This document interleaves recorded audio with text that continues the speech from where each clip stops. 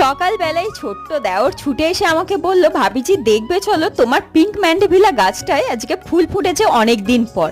আসলে এই গাছটার অবস্থা প্রচন্ডই খারাপ হয়ে গেছিল। বর আমাকে বলেছিল গাছটার দিকে বিশেষ যত্ন নাও। সত্যি বলতে আমিও ভেবেছিলাম গাছটাকে হয়তো বাঁচাতে পারবো না, আর এই টানা বৃষ্টিতে গাছের গোড়ার মাটিটা একদমই জমাট বেঁধে গেছে। সেই কারণে গাছের গোড়ার মাটিটা সবার প্রথমে একটু আলগা করে নেব, তার উপরে একটু শুকনো মাটি দিয়ে দেব।